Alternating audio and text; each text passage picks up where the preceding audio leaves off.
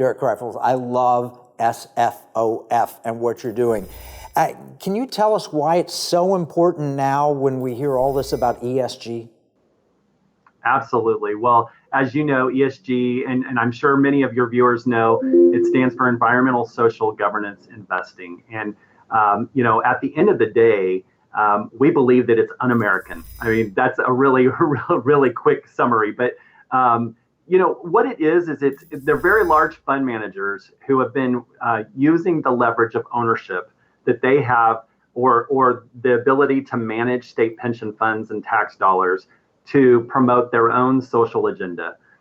So in short, what we like to say is it's this movement on the left to really create this new branch of government where players know that they can't get leftist policies passed through the courts or the democratic process any longer. And so what they're doing is they're leveraging these giant corporate boardrooms from fund managers like BlackRock, State Street, and Vanguard that, collectively, those three companies manage the largest portions of state pensions across the country. They also have ownership anywhere of, usually 16 to 20% of ownership in the top 500 publicly traded corporations.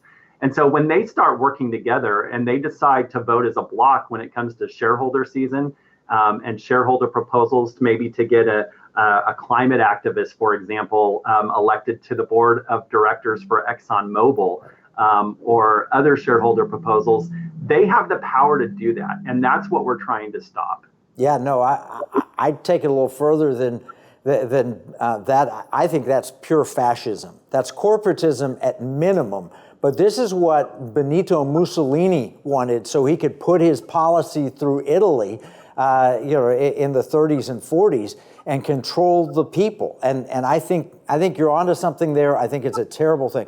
Keep going.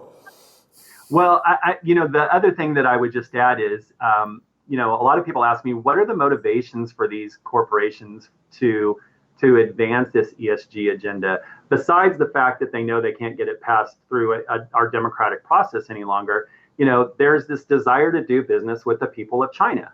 And while we don't have any ill will towards the people of China, we certainly know that the Communist Party of China is not our friend. And they've acted nefariously against the United States for years. But what they're doing now is, companies like BlackRock see, this huge number of new retail customers. And guess what, Kevin? You don't get to do business in China without the CCP's permission and approval. And so what we know they're doing by pushing things like Global Climate Action 100, GFANZ, the net zero race to come carbon zero, they're doing all that in a very hypocritical way where no one is saying the same thing to China, who, by the way, was building 50 new coal-fired power plants alone in 2022.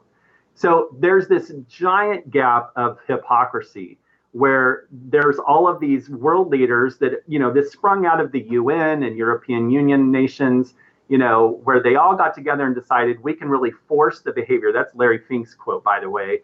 At BlackRock, we're forcing behaviors. That they could do that and expect everybody just to fall in line. But at the end of the day, the more that the U.S. becomes,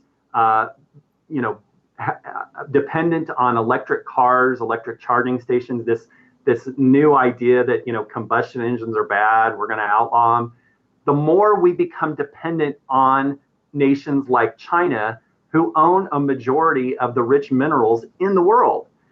So it's really bad for America, and our hope is that we can really educate and wake Americans up to that realization.